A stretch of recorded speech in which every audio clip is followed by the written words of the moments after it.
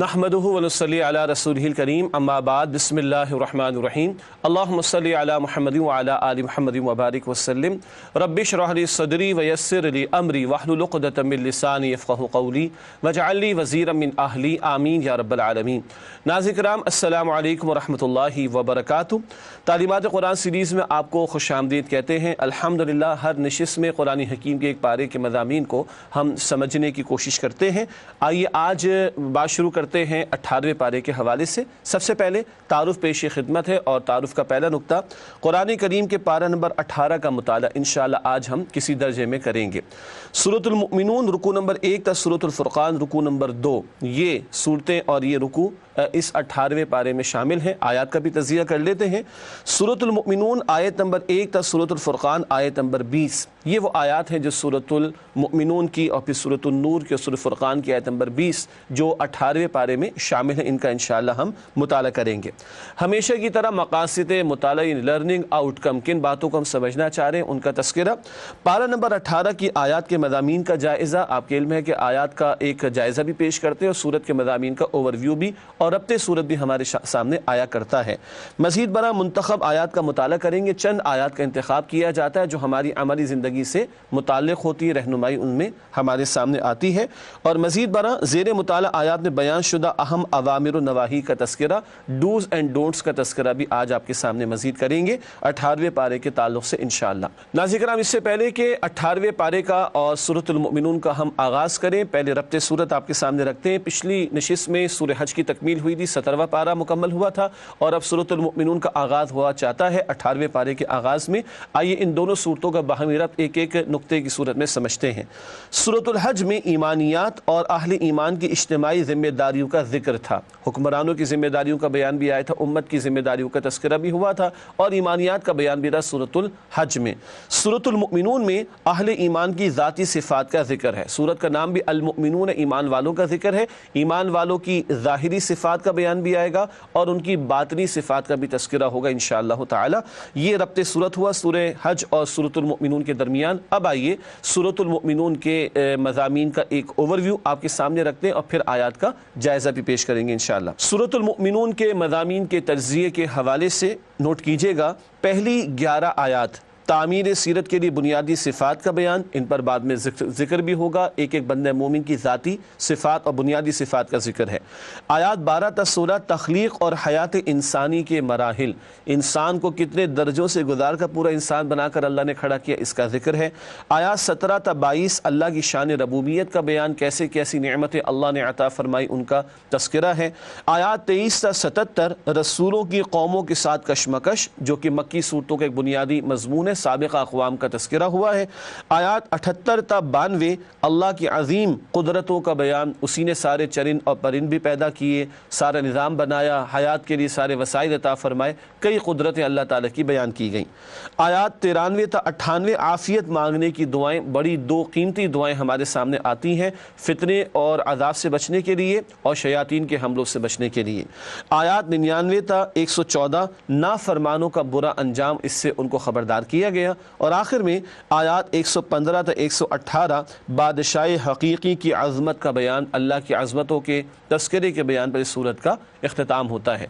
नाज़रीन किराम, ये तो एक ओवरव्यू है मज़ामीन का तज़िया, जिससे सूरत का एक पहलू तारुफ के एतबार से हमारे सामने आता है। अलबत्ता अब चलते इन आयत के जायज़े की तरफ और आयत ब आयत तज़िया आपके सामने पेश किया जाता है। सूरतुल मुमिनून का जायज़ा पेश खिदमत है। 18वां पारा शुरू होता है सूरतुल मुमिनून से। अब आइए इसकी आयत का तज़िया।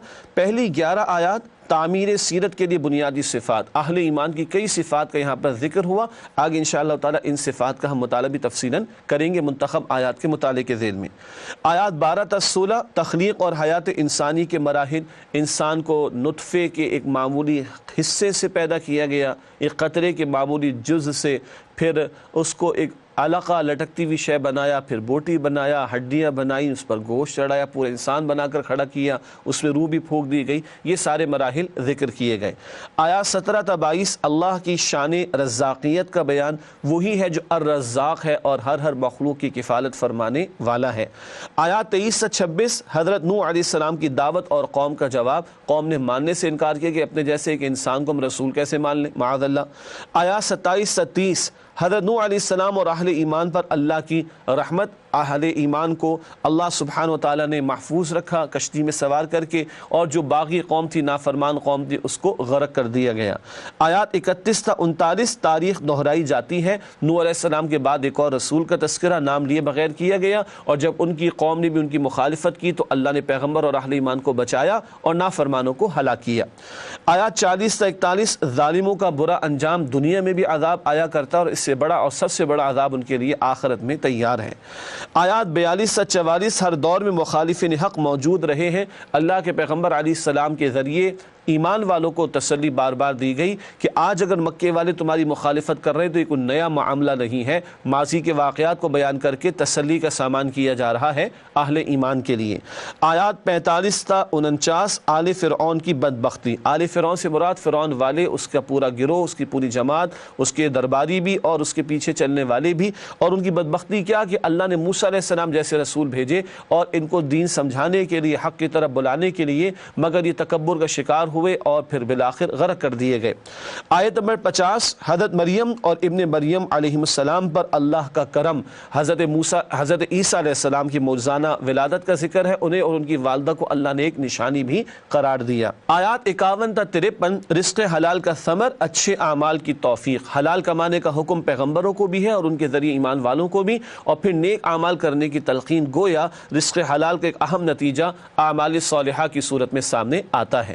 آیات 54 تا 56 غافلوں کے لیے وعید، وہ جو اللہ کو اور آخرت کو بھلائے بیٹھے ہیں، بتایا جا رہا ہے بے مقصد زندگی بسر کرنے والوں کا انجام بھی برا ہوگا۔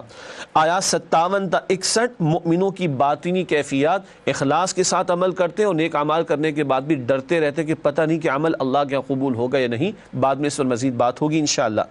آیات 62 تا 63 انسانوں کی اکثریت کچھ اور ہی سرگرمیوں میں مصروف ہے، مراد ہے وہ گناہوں کے اندر اور کبائر کے اندر، یعنی بڑے گناہوں کے اندر مبتلا ہیں۔ آیات 64 تا 71 مشرکین مکہ پر عذاب کیوں آیا؟ بات یہی کہ پیغمبر کو جانتے بوجھتے رد کیا اور دل گواہی دے رہے تھے، مگر اس کے باوجود تکبر و تعصب میں آ کر رد کیا جب، تو اللہ تعالیٰ کی پکڑ کا یہ لوگ بھی شکار ہوئے۔ آیات 72 تا 77 نبی اکرم صلی اللہ علیہ وسلم کی دل جوئی کہ اے پیغمبر علیہ السلام، مخالفین کی مخالفت سے آپ دل چھوٹا نہ کیجیے گا، اور دراصل یہ تسلی ایمان والوں کو عطا کی جا رہی ہے رسول اللہ صلی اللہ علیہ وسلم کے ذریعے۔ آیات 78 تا 83 اللہ کے احسانات اور بندوں کی ناشکری۔ اللہ کی عطا میں تو کوئی کمی نہیں، مگر بندے ہیں کہ ناشکری پر اکثر اڑے رہتے ہیں۔ آیات 84 تا 89 سوچنے پر مجبور کر دینے والے 3 سوالات۔ اللہ نے غور و فکر کی دعوت دی۔ زمین کو آسمان کو پیدا کرنے والا کون؟ تمہیں پیدا کرنے والا کون؟ تمہاری حاجات کو پورا کرنے والا کون؟ تمہیں رزق دینے والا کون؟ جب وہ اللہ ہی ہے تو اس اللہ کے ساتھ جھوٹے معبودوں کے پرستش کیوں کرتے ہو؟ آیات 90 تا 92 اللہ سچا ہے اور شرک کرنے والے جھوٹے ہیں، ان کے عقائد بھی باطل اور ان کا طرز عمل بھی باطل ہے۔ آیات 93 تا 98 ایمان افروز دعائیں، عذاب سے بچنے کے لیے بھی دعا بتائی گئی اور شیاطین کے حملوں سے بچنے کے لیے بھی دعا سکھائی گئی ہے اس مقام پر۔ اس کے بعد سورۃ المؤمنون کی آیات 99 تا 100 غافل انسان کی حسرت ناک موت، جب موت آتی ہے تو تمنا کرتا ہے اللہ ایک موقع مجھے دے دے اور میں نیک عمل کر لوں جو میں چھوڑ بیٹھا، مگر موت کے ساتھ ہی مہلت ختم ہو جاتی ہے۔ آیات 101 تا 103 قیامت کے روز فیصلہ اعمال کے وزن پر ہوگا، اعمال ہو بھی ایسے کہ جن کا وزن کیا جا سکے۔ سورۃ الکہف میں ہم پڑھ چکے، کچھ لوگ ہوں گے جن کے اعمال کا وزن بھی نہیں کیا جائے گا۔ آیات 104 تا 114 جہنم والوں کی آہو زاری، چیخیں گے پکاریں گے اللہ ایک دفعہ موقع دے دے، یہاں سے نکال دے، مگر کہہ دیا جائے گا کہ یہیں پڑے رہو ذلت کے ساتھ۔ اللہ ہم سب کی حفاظت فرمائے اس حسرت سے اور جہنم کی آگ سے۔ آخر میں آیات 115 تا 118 دلوں کو ہلا دینے والی آیات مبارکہ۔ اللہ تعالیٰ کہتے ہیں میں نے تمہیں بے مقصد پیدا نہیں کیا، اور اللہ کی شان بہت بلند ہے اس بات سے کہ بیکار کسی شے کو پیدا کرے، مگر لوگ غفلت میں پڑے ہوئے ہیں۔ ناظرین کرام، الحمدللہ سورۃ المؤمنون کی آیات کا جائزہ آپ کی خدمت میں پیش کیا گیا۔ اب اس کے بعد چلتے ہیں چند منتخب آیات کے مطالعے کی طرف سورۃ المؤمنون کے حوالے سے۔ سب سے پہلے آیات 1 تا 11 جن کا ذکر پہلے بھی ہوا، جنت الفردوس کن کے لیے؟ ایمان والوں کی صفات کا ذکر آ رہا ہے اور ان کے لیے جنت الفردوس کا وعدہ دیا جا رہا ہے۔ ارشاد ہوتا ہے یہ پہلی 6 آیات، قد افلح المؤمنون الذین هم فی صلاتهم خاشعون والذین هم عن اللغو معرضون والذین هم للزکاة فاعلون والذین هم لفروجهم حافظون الا علی ازواجهم او ما ملکت ایمانهم فانهم غیر ملومین۔ ان پہلی 6 آیات کا ترجمہ۔ بے شک کامیاب ہو گئے اہل ایمان جو اپنی نماز میں عاجزی اختیار کرتے ہیں اور جو غیر ضروری کاموں سے دور رہتے ہیں اور جو تزکیہ کرتے رہتے ہیں اور جو اپنی شرمگاہوں کی حفاظت کرتے ہیں سوائے اپنی بیویوں کے یا اپنی کنیزوں کے، تو اس معاملے میں ان پر کوئی ملامت نہیں۔ یہ بہت تفصیل طلب باتیں ہیں، تاہم اشارتاً چند باتیں۔ کامیاب کون سے ایمان والے ہوں گے؟ جو فقط ایمان کا دعویٰ نہ کرے، عمل بھی کرے۔ ایک عمل کیا بیان ہوا؟ نمازوں میں خشوع یعنی عاجزی اختیار کرتے، پوری توجہ کے ساتھ نماز کا اہتمام۔ دوسری بات کیا بیان ہوئی؟ لغو یعنی بیکار باتوں سے بچتے ہیں۔ کیوں؟ ایمان والوں کو پتہ ہے کہ زندگی ایک ایسٹ نہیں بلکہ لائبلٹی ہے، اس زندگی کو امانت سمجھتے ہیں اور کل کی تیاری کرتے۔ فضول اور بیکار باتوں کے لیے ایمان والوں کے پاس وقت نہیں ہونا چاہیے۔ تیسری بات، وہ تزکیے کا عمل کرتے ہیں۔ زکوٰۃ بھی جو ادا کرتے تو مال کی محبت کو نکالتی، اس سے دل پاک ہوتا ہے۔ تزکیے کا عمل کیا ہے؟ گناہوں سے اپنے آپ کو بچانا اور نیکیوں میں آگے بڑھانا۔ کیوں؟ یہ گناہ ہماری روحانی ترقی میں رکاوٹ ہے اور نیکیاں ہماری روحانی ترقی میں معاونت فراہم کرتی ہیں۔ تو گناہوں سے بچتے رہنا اور خیر کے کاموں میں آگے بڑھتے رہنا، یہ مستقل عمل ہے تزکیے کا۔ چوتھی بات، شرمگاہوں کی حفاظت کرتے ہیں۔ اس سے ایک مراد تو اپنے سطر کو ڈھانپنا، یعنی وہ حصہ جسم کا جس کو ہر حال میں ڈھانپنا ضروری ہے، اس کا بھی اہتمام ہوتا ہے، اور اپنی عفت اور حیا کی بھی حفاظت کرتے۔ نکاح کے پاکیزہ بندھن کے ذریعے اپنی فطری خواہش کو پورا کرتے ہیں اور گندگی کے راستوں سے اپنے آپ کو بچاتے ہیں۔ رہا کنیزوں کا یا غلاموں کا معاملہ، وہ حالات جنگ سے متعلق ایک مسئلہ ہے جس کی تفصیل تفاسیر میں پڑھی جا سکتی ہے، وہ عمومی معاملہ نہیں۔ عمومی طور پر نکاح کا پاکیزہ بندھن عطا کیا گیا شرم و حیا کی حفاظت کے لیے۔ ناظرین کرام، اگلی مزید آیات ہیں جنت الفردوس کن کے لیے، ان لوگوں کی صفات کا بیان ہو رہا ہے۔ ارشاد ہوا اگلی آیات 7 تک 11، فَمَنِ ابْتَغَىٰ وَرَاءَ ذَٰلِكَ فَأُولَٰئِكَ هُمُ الْعَادُونَ وَالَّذِينَ هُمْ لِأَمَانَاتِهِمْ وَعَهْدِهِمْ رَاعُونَ وَالَّذِينَ هُمْ عَلَىٰ صَلَوَاتِهِمْ يُحَافِظُونَ أُولَٰئِكَ هُمُ الْوَارِثُونَ الَّذِينَ يَرِثُونَ الْفِرْدَوْسَ هُمْ فِيهَا خَالِدُونَ۔ ترجمہ کرتے ہیں، ارشاد ہوا اور جو لوگ جنسی تسکین کے لیے اس کے سوا کوئی اور راہ اختیار کریں گے وہی لوگ حد سے نکلنے والے ہیں، اور جو لوگ اپنی امانتوں اور وعدوں کی پاسداری کرنے والے ہیں اور جو لوگ اپنی نمازوں کی حفاظت کرنے والے ہیں، یہی لوگ وارث ہیں جو وارث بنیں گے ٹھنڈی اور گھنی چھاؤں والی جنت کے، وہ اس میں ہمیشہ رہنے والے ہوں گے۔ اللہ تعالی ہمیں ان میں شامل فرمائے۔ یہ تو ہوا ترجمہ ان آیات کا۔ مزید کیا بات آئی کہ وہ نکاح کے پاکیزہ بندھن کو چھوڑ کر زنا کے اور حرام کے ناجائز راستے اختیار کرنے والے، یہی حد سے بڑھنے والے، یہ حرام کام ہے، اس سے شریعت نے روکا۔ پھر فرمایا کہ وہ اپنی امانتوں اور وعدوں کا لحاظ رکھتے ہیں۔ حدیث میں آتا ہے، بہقی شریف کی روایت، اس کا کوئی ایمان نہیں جس میں امانت داری نہیں، اور اس کا کوئی دین نہیں جس میں وعدے کی پاسداری نہیں ہے۔ امانت کا وسیع تصور ہے، جسم و جاں اور روح بھی اللہ کی امانت، قرآن اور یہ دین بھی اللہ کی امانت، اور مالی معاملات میں بھی امانت، اور اختیار و منصب ہو وہاں پر بھی امانت، اس پورے تصور کے ساتھ امانت۔ وعدے بندوں سے بھی ہوتے ہیں، تحریری بھی ہوتے ہیں، کچھ امپلائڈ ایگریمنٹس بھی ہوتے ہیں، جیسے کہ والدین اور اولاد کے باہمی حقوق کا معاملہ، زوجین کے باہمی حقوق کا معاملہ، اور وعدہ سب سے بڑا تو اللہ سے اس کی بندگی اور عبادت کا، یہ پورے تصور کے ساتھ امانت اور وعدے کی پاسداری کی کوشش کرنی ہے۔ اور پھر نماز کا ذکر آیا، شروع میں بھی نماز، وہاں توجہ کا ذکر تھا، خشوع کا، اور اب نماز کی حفاظت کا ذکر ہے۔ پانچوں نمازیں وقت پر ادا کرنا، توجہ سے ادا کرنا، طہارت کا صحیح طور پر اہتمام کرنا، اول و آخر نماز کا ذکر ہے۔ بہرحال یہ صفات ہیں، تفصیل سے بہرحال تفاسیر میں ان کا ہمیں مطالعہ کرنا چاہیے۔ جو ان صفات کے حامل ہوں ان کو فرمایا کہ اللہ وارث بنا دیں گے۔ سبحان اللہ، وارث کا حصہ دنیا کے معاملات میں دیکھیں تو فکس ہوتا ہے، پکا ہوتا ہے۔ اللہ کی شان کریمی کا بیان ہے کہ اللہ ان صفات کے حاملین کو جنت الفردوس عطا فرمائیں گے۔ اللہ ہم سب کو وہاں جگہ عطا فرمائے۔ حدیث میں ذکر آتا ہے کہ جنت جب بھی مانگو تو فردوس مانگو، کہ فردوس جنت کا اعلیٰ ترین درجہ ہے۔ اللہ ہم سب کو عطا فرمائے۔ ناظرین کرام، اگلی جن آیات کا انتخاب کیا گیا ہے سورۃ المؤمنون کی، وہ ہے آیات 57 تا 61، اہل ایمان کی باطنی صفات۔ پہلے ظاہری صفات جو اعمال دکھائی دے رہے ہیں، اور اب ایمان والوں کی باطنی صفات کا ذکر آ رہا ہے۔ ارشاد ہوا، ان الذین هم من خشیۃ ربهم مشفقون والذین هم بآیات ربهم یؤمنون والذین هم بربهم لا یشرکون والذین یؤتون ما آتوا وقلوبهم وجیلة انهم الی ربهم راجعون اولئک یسارعون فی الخیرات وهم لها سابقون۔ ترجمہ، بے شک جو اپنے پروردگار کے خوف سے ڈرتے ہیں اور جو اپنے پروردگار کی آیتوں پر ایمان رکھتے ہیں اور جو اپنے پروردگار کے ساتھ شریک نہیں کرتے اور جو دے سکتے ہیں دیتے ہیں اور ان کے دل اس بات سے ڈرتے رہتے ہیں کہ ان کو اپنے پروردگار کی طرف لوٹ کر جانا ہے، یہی لوگ نیکیوں میں جلدی کرنے والے اور یہی ان کے لیے آگے نکل جانے والے ہیں۔ اب کیا بیان ہو رہا ہے؟ ایک حدیث میں تفصیل بھی ہے کہ یہ کن لوگوں کا بیان جو نیکیاں کرتے ہیں اور ڈرتے رہتے ہیں پتہ نہیں اللہ کیا قبول ہوں گی کہ نہیں ہوں گی۔ تو ایمان والے نیکیاں کرنے کے بعد مطمئن نہیں ہوتے، لرزہ رہتے، ڈرتے رہتے، معلوم نہیں کہ قبول ہوں کہ نہ ہو۔ یہ ان کی باطنی کیفیات کا ذکر۔ پھر اللہ کی آیات پر ایمان اور اللہ کے ساتھ وہ رب کے ساتھ کسی کو شریک نہیں کرتے، اور جو کچھ وہ دیتے ہیں اس حال میں دیتے ہیں کہ ان کے دل ڈرتے رہتے ہیں، وہی بات کہ پتہ نہیں انفاق اللہ کے قبول ہوگا کہ نہیں ہوگا۔ اور یہ کون ہے؟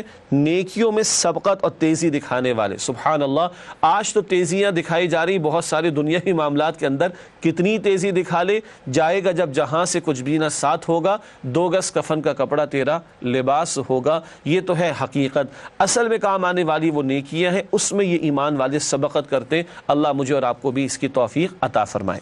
ناظرین کرام، اس کے بعد اگلی 2 آیات ہیں سورہ مؤمنون کی آیات 93 اور 94، عذاب سے بچاؤ کی دعا۔ عذاب کبھی عمومی بھی آتا ہے، اس کے تعلق سے بڑی قیمتی دعا سکھائی گئی۔ قل رب اما ترینی ما یوعدون ربی فلا تجعلنی فی القوم الظالمین۔ ترجمہ، اے نبی صلی اللہ علیہ وسلم کہیے کہ اے پروردگار، اگر آپ مجھے دکھائیں وہ عذاب جس کا ان کفار سے وعدہ کیا جا رہا ہے، تو اے پروردگار مجھے اس سے محفوظ رکھیے اور ان ظالموں میں شامل نہ کیجیے۔ یہ تو اللہ کے پیغمبر علیہ السلام کی عاجزی کا ذکر بھی ہے، آپ کے ذریعے ہمیں دعا سکھائی جا رہی ہے۔ اللہ اگر عذاب کا فیصلہ کر ہی لیں، عذاب عمومی بھی آیا کرتا ہے، پوری قوم پر آیا کرتا ہے، تو اللہ مجھے ظالموں کے ساتھ شامل نہ کیجیے گا، مجھے اس کے آنے سے قبل بچا لیجیے گا۔ اگلی 2 آیات 97 اور 98، یہاں بھی دعائیں ہیں۔ شیاطین سے بچاؤ کی دعا سکھائی گئی۔ ارشاد ہو رہا ہے وَقُلْ رَبِّ أَعُوذُ بِكَ مِنْ هَمَزَاتِ الشَّيَاطِينِ وَأَعُوذُ بِكَ رَبِّ أَنْ يَحْضُرُونِ۔ ترجمہ، اور کہیے کہ اے پروردگار میں شیطانوں کے وسوسوں سے تیری پناہ مانگتا ہوں، اور اے پروردگار اس سے بھی تیری پناہ مانگتا ہوں کہ وہ میرے پاس موجود ہوں۔ یہ ہیں آیات 97 اور 98 جن کا ترجمہ۔ شیاطین کے شرور سے بچنے کے لیے اعوذ باللہ من الشیطان الرجیم بھی پڑھتے ہیں، بالکل بجا ہے۔ یہ دعا بھی بڑی قیمتی کہ اللہ میں شیاطین کے وسوسوں سے آپ کی پناہ میں آنا چاہتا ہوں، اور اس بات سے آپ کی پناہ میں آنا چاہتا ہوں کہ وہ میرے قریب بھی آئیں۔ اس دعا کو بھی ہمیں اپنے معمولات میں شامل کرنا چاہیے کہ رب کائنات نے خود یہ دعا کرنا مجھے اور آپ کو سکھایا ہے۔ ناظرین کرام، الحمدللہ سورۃ المؤمنون کی منتخب چند آیات کا مطالعہ آپ کی خدمت میں پیش کیا گیا۔ اس کے بعد سورۃ النور کا آغاز ہوا چاہتا ہے، البتہ پہلے ایک ربط صورت آپ کے سامنے رکھیں سورۃ المؤمنون اور سورۃ النور کے درمیان، پھر انشاءاللہ ایک وقفہ لیں گے اور اس کے بعد سورۃ النور کا آغاز بھی کیا جائے گا۔ ناظرین کرام، سورۃ المؤمنون اور سورۃ النور کے درمیان ربط صورت پیش خدمت ہے ایک ایک نقطے کے حوالے سے۔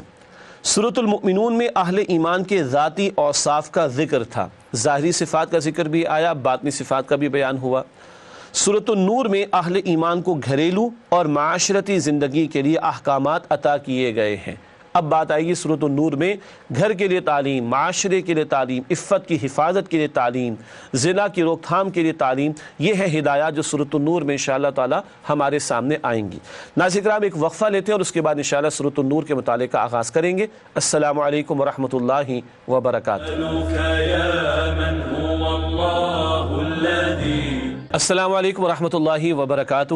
ناظرین کرام، تعلیمات قرآن سیریز میں آپ کو خوش آمدید کہتے ہیں۔ الحمدللہ آج ہم 18ویں پارے کا مطالعہ کر رہے ہیں، اور وقفے سے پہلے سورۃ المؤمنون کا مطالعہ کسی درجے میں مکمل ہوا تھا۔ اب سورۃ النور کا ہم آغاز کر رہے ہیں، اور سورۃ المؤمنون اور سورۃ النور کا ربط صورت بھی آپ کے سامنے وقفے سے پہلے پیش کیا گیا۔ آئیے سورۃ النور کے مضامین کا تجزیہ کرتے ہیں ایک اوور ویو کے طور پر، پھر آیت بآیت تجزیہ اور جائزہ آپ کے سامنے رکھیں گے انشاءاللہ۔ سورۃ النور کی پہلی 10 آیات حد زنا اور حد قذف کا بیان۔ غیر شادی شدہ مرد یا عورت زنا کرے تو 100 کوڑوں کی سزا، اور حد قذف کیا ہے؟ کسی نے کسی پر زنا کی تہمت یعنی الزام لگایا اور وہ 4 گواہ پیش نہ کر سکے تو 80 کوڑوں کی سزا اس کو دی جائے گی، یہ حد قذف ہے۔ آیات 11 تا 26 حضرت عائشہ رضی اللہ تعالی عنہا کی پاک دامنی کا بیان۔ امت کی ماں ام عائشہ رضی اللہ تعالی عنہا پر معاذ اللہ ایک تہمت لگائی گئی تھی، اللہ تعالیٰ نے ان کی عفت اور پاکیزگی کا اعلان فرمایا اور قرآن کی آیات عطا فرمائیں۔ آیات 27 سے 34 گھر کے اندر کے پردے کے احکامات، گھروں میں داخلے کے موقع کے آداب کا ذکر ہے، اور یہ خاتون گھر میں ہو، محرم کے سامنے ہو تو اسے کیسا لباس اختیار کرنا ہے اس کا تذکرہ بھی۔ آیات 35 سے 40 ایمان اور کفر کے لیے تمثیلات کا مطلب پیرابلز، یعنی کچھ مثالیں دے کر اللہ نے کچھ حقائق ہمیں سمجھائے ہیں۔ آیات 41 سے 46 اللہ کی قدرتوں کا بیان، عظمتوں کا بیان، نعمتوں کا تذکرہ بھی ہے۔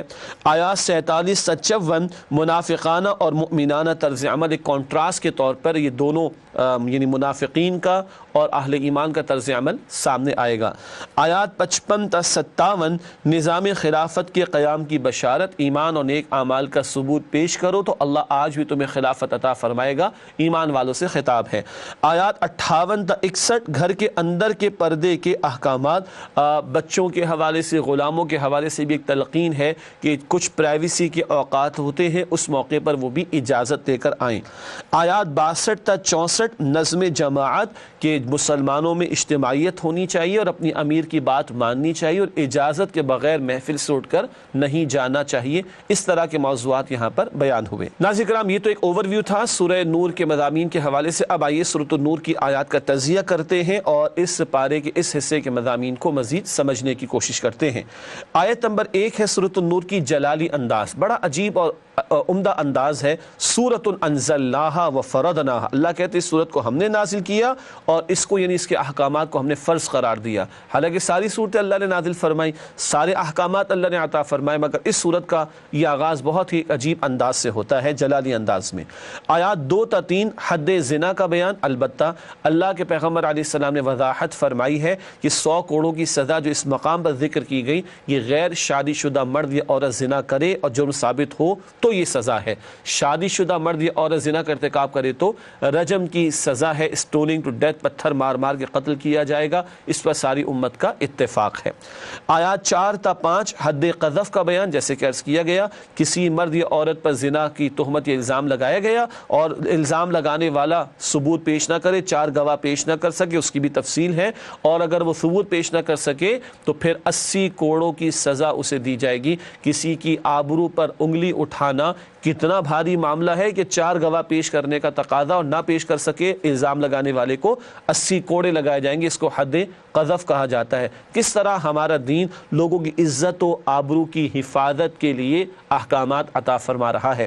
آیات 6 تا 10 شوہر کی طرف سے بیوی پر زنا کا الزام یعنی لعان کا مسئلہ، اس کی تفصیل تو تفاسیر میں پڑھی جا سکتی ہے۔ شوہر نے اگر اپنی بیوی کو بدکاری میں مبتلا دیکھا، اب ظاہری بات اس کی طبیعت تو اس کے ساتھ رہنے پر آمادہ نہیں ہوگی، اب کہاں سے گواہ لے کر آئے، تو اس کو قسمیں کھانے کا حکم دیا گیا ہے۔ تفصیل آیات کی تفاسیر میں دیکھی جا سکتی ہے، اور یہ بھی بتایا گیا ممکن ہے شوہر معاذ اللہ کوئی جھوٹا الزام لگا رہا ہو تو بیوی کو بھی قسمیں کھا کر اپنا دفاع کرنے کا موقع عطا کیا گیا ہے۔ انہی آیات میں یہ وضاحت ہے، لیکن زیادہ تفصیل کا موقع نہیں، تفاسیر میں مطالعہ کر سکتے ہیں۔ اس مسئلے کو لعان یعنی لعنت کرنا، لعان کا مسئلہ کہ اگر میں جھوٹا تو مجھ پر اللہ کی لعنت ہو، یہ لعان کا مسئلہ کہلاتا ہے۔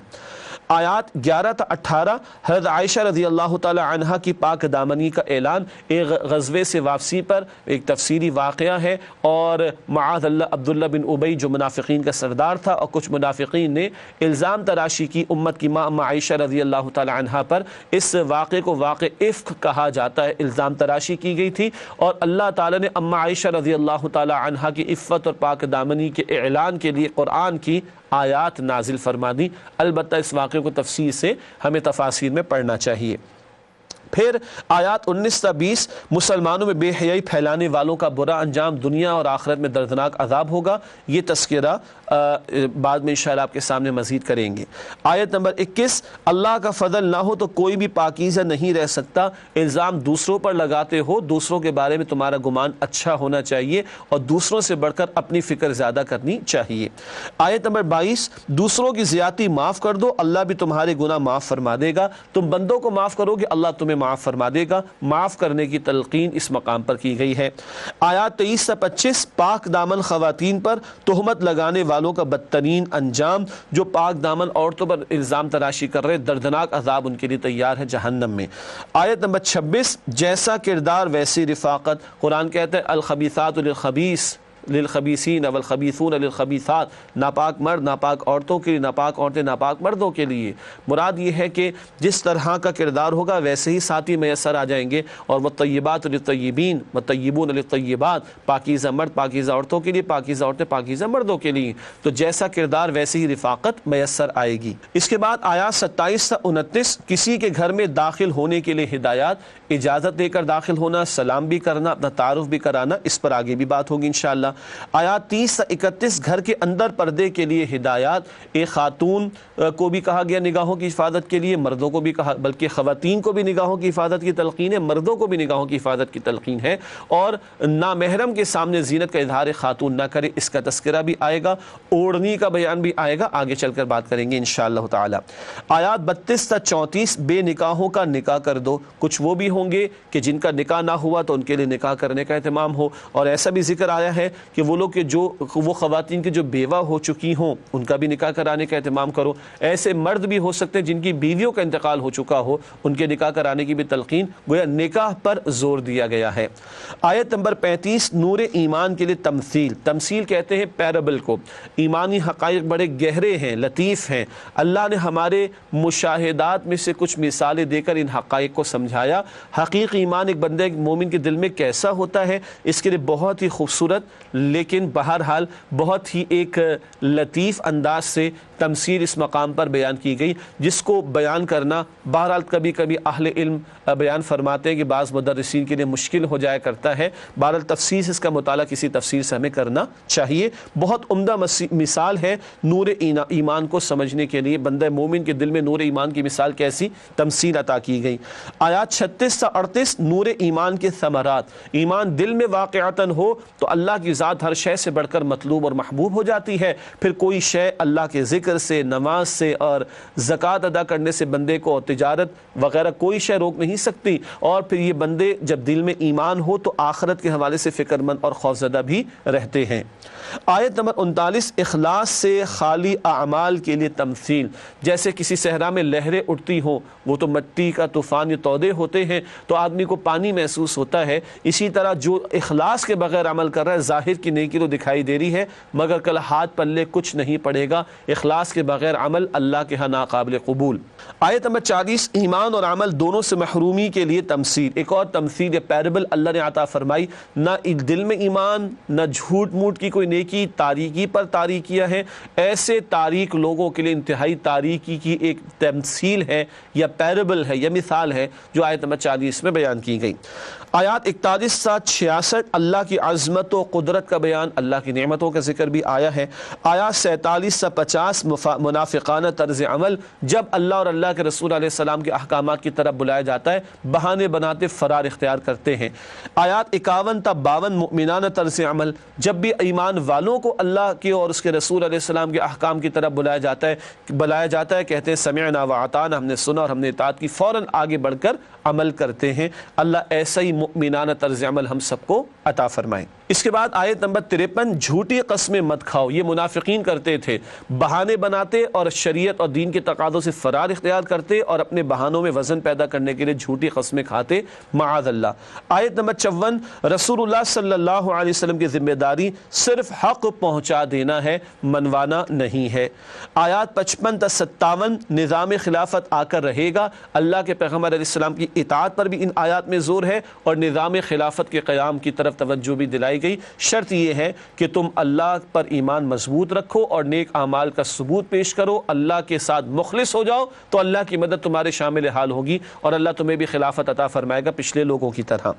آیات 58 تا 59، گھر کے اندر پردے کے لیے احکامات، گھروں میں کچھ چھوٹے بچے بھی ہوتے ہیں، جس دور میں قرآن نازل ہو رہا تھا غلام بھی ہوا کرتے تھے، تو یہ گھر میں تو آتے جاتے رہتے، کوئی حرج کی بات نہیں، لیکن نماز فجر سے قبل کا وقت اور ظہر کے وقت جب آرام کرتے تھے عرب، اور رات کو عشاء کے بعد جب آرام کا وقت ہوتا ہے، یہ پرائیویسی کے اوقات ہیں، ان اوقات میں چھوٹے بچوں کو بھی سمجھایا گیا ہے اور غلاموں کو بھی کہ وہ بھی کمروں میں آئیں تو اجازت دے کر آئیں، کیونکہ یہ ایسے مواقع جو پرائیویسی کے ہیں، زوجین کا تعلق قائم ہونے کا بھی امکان ہوتا ہے، یا یوں کہیے کہ آدمی کچھ کم لباسی میں بھی ہوتا ہے، تو جو گھر کے اندر ہیں ان کو بھی ان مواقع پر رہنمائی دی گئی ہے اجازت لینے کی۔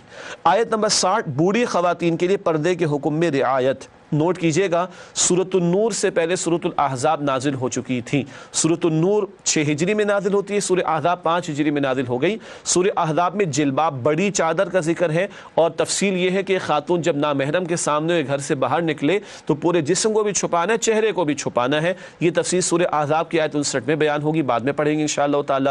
سورہ نور بعد میں آئی۔ اب ایک وہ خاتون جو بوڑھی ہو چکی ہے اور ایسا بڑھاپا کہ نکاح کی کوئی آرزو تمنا بھی نہیں اور وہ کسی کے لیے فتنہ بھی نہیں بن سکتی، بشرطے کہ بن سور کر نہ نکلے۔ قرآن کہتا ہے اس مقام پر بننے ٹھنڈے کا اگر شوق ہے تو پھر وہ بھی پورے پردے کا اہتمام کرے، ورنہ بوڑھی عورت کے لیے تخفیف ہے کہ وہ بہت بڑی چادر یا جلباب کے بجائے بڑا دوپٹہ لے لے، وہ بھی کافی ہے۔ اگر وہ چہرے کو کھول بھی لے تو اس کے لیے کوئی حرج نہیں، مگر یہ بوڑھی خاتون کے لیے کہا گیا۔ البتہ اس مقام پر یہ بھی کہا گیا یہ بھی بچتی رہیں اور پورے ہی پردے کا اہتمام کرے تو ان کے لیے زیادہ بہتر ہوگا۔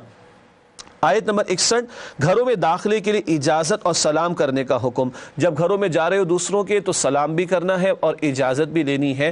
اجازت ملے تو بہت اچھی بات، اور اگر معذرت کر لی جائے تو واپس بھی چلا جائے انسان۔ یہ بات پچھلی آیات میں آئی تھی، میں نے ابھی آپ کے سامنے عرض کی۔ البتہ گھروں میں داخلے کے وقت اجازت لینے اور سلام کرنے کی بھی تلقین ہے۔ آیات 62 تا 63 نظم جماعت کا بیان۔ کیا مطلب؟ اللہ کے پیغمبر علیہ السلام امام الانبیاء بھی ہیں اور مسلمانوں کے امیر بھی ہیں۔ ایک جماعت قائم ہو چکی تھی، جماعت کے امیر کی بات ماننا ضروری۔ اجتماعی کام کے لیے بلایا گیا تو بغیر اجازت اٹھ کر نہ جانا۔ منافقین تو سٹک لیتے تھے، کھسک لیتے تھے، چوری چھپے نکل جاتے تھے کہ پتہ نہیں کون سا انفاق کا اور اللہ کی راہ میں جنگ کا تقاضا آئے گا۔ نہیں، ایمان والوں کی شان کیا ہے کہ جب اجتماعی کام کے موقع پر موجود ہوں تو اجازت کے بغیر وہاں سے اٹھ کر نہیں جانتے۔ اور آخری آیت نمبر 64 سورۃ النور کی، اللہ جانتا ہے ہم کس حال پر ہیں، اللہ کو خوب معلوم ہے کس کے دل میں واقعتاً ایمان ہے اور کون جھوٹا ایمان کا دعوے دار ہے اور منافق بنا بیٹھا ہے۔ کل قیامت کے دن اللہ تعالیٰ سب کچھ کھول کر رکھ دیں گے۔ اللہ تعالیٰ ہم سب کے حساب کو آسان فرمائیں۔ ناظرین کرام، الحمدللہ سورۃ النور کی آیات کا تجزیہ اور جائزہ بھی آپ کے سامنے پیش کیا گیا۔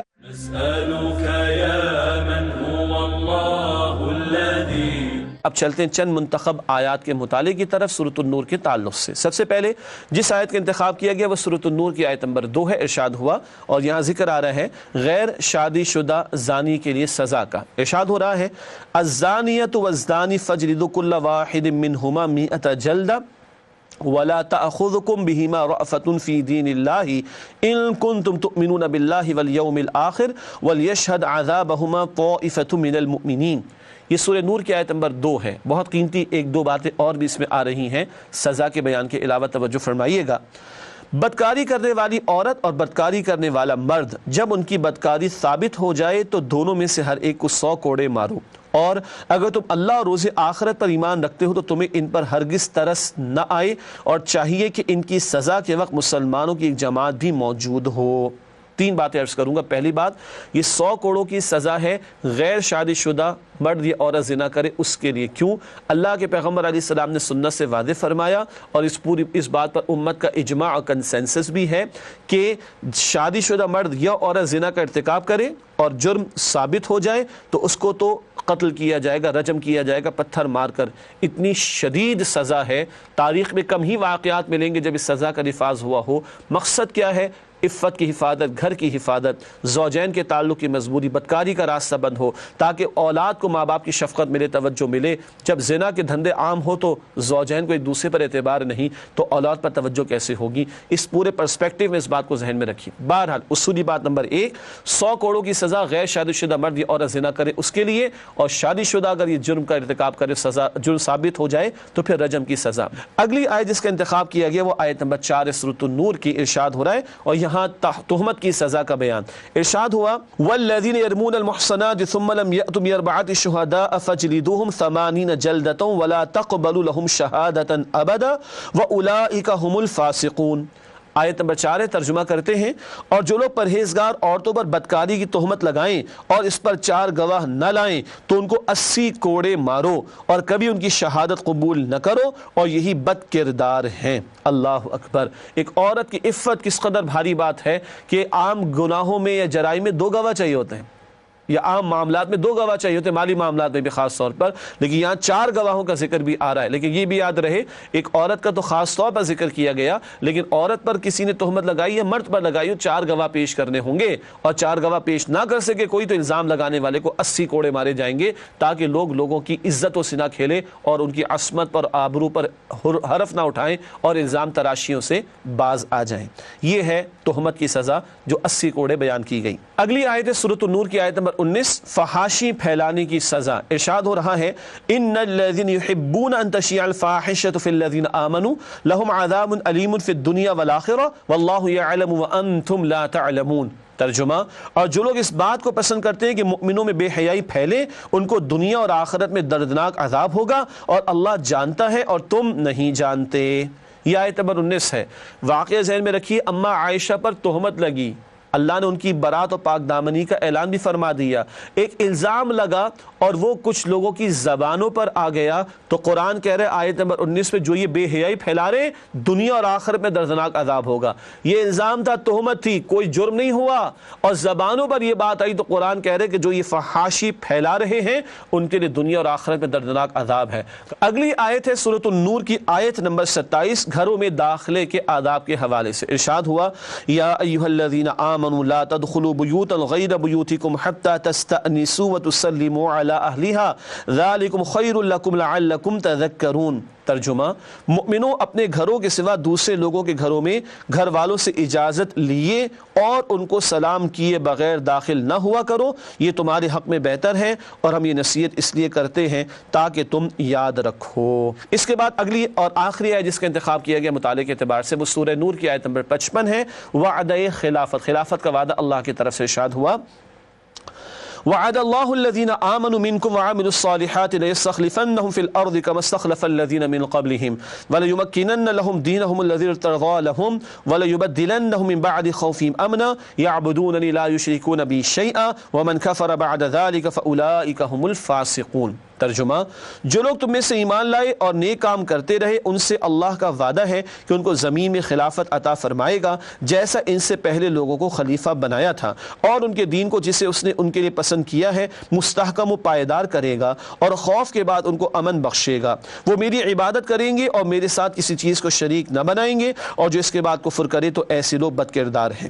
خلافت کا وعدہ ہے ایمان والوں سے اور نیک اعمال کرنے والوں سے، اللہ غلبہ عطا فرمائے گا، خلافت عطا فرمائے گا دنیا میں بھی، مگر جو تم اللہ کے بندے تو بنو، ایمان کے تقاضے تو پورے کرو، نیک اعمال کا تقاضا تو پورا کرو، پھر اللہ خلافت بھی عطا فرمائے گا۔ ناظرین کرام، الحمدللہ سورۃ النور کی منتخب آیات کا مطالعہ بھی ہوا مکمل۔ سورۃ النور کے بعد سورۃ الفرقان کا آغاز ہوتا ہے اور اس کی چند آیات 18ویں پارے میں شامل ہیں۔ ہم ربط سورت اگلی نشست میں آپ کے سامنے رکھیں گے، البتہ تجزیہ آپ کے سامنے سورۃ الفرقان کا رکھتے ہیں۔ سورۃ الفرقان کے مضامین کا تجزیہ، پہلی 3 آیات اللہ کی عظمت و قدرت کا بیان ہے، پھر آیات 4 تا 34 مشرکین مکہ کے اعتراضات اور ان کا جواب، آیات 35 تا 44 رسولوں کی قوموں کے ساتھ کشمکش، آیات 45 تا 62 اللہ کی نعمتیں اور قدرتیں، آیات 63 تا 76 قرآن کا انسانی مطلوب عباد الرحمن کی صفات اگلی نشست میں پڑھیں گے انشاءاللہ۔ آیت نمبر 77 مشرکین مکہ کے لیے آخری دھمکی ہے اللہ کی طرف سے۔ ناظرین کرام، اس کے بعد آیات کا تجزیہ آپ کے سامنے رکھیں گے، سورۃ الفرقان کی 20 آیات کا جو 18ویں پارے میں شامل ہیں۔ پہلی 3 آیات اللہ کی عظمت و قدرت کا ذکر ہے، آیات 4 تا 6 قرآن حکیم پر 2 اعتراضات، معاذ اللہ یہ مشرکین کے اعتراضات، ان کے جوابات دیے گئے۔ آیات 7 تا 9 نبی اکرم صلی اللہ علیہ وسلم مشرکین کے 5 اعتراضات، معاذ اللہ ان کے ساتھ کوئی فرشتہ نازل کیوں نہ ہوا، انہوں نے کوئی نہر جاری کر کے کیوں نہیں دکھائی، ان کے پاس کوئی خزانہ کیوں موجود نہیں، اس طرح کی باتیں کرتے معاذ اللہ۔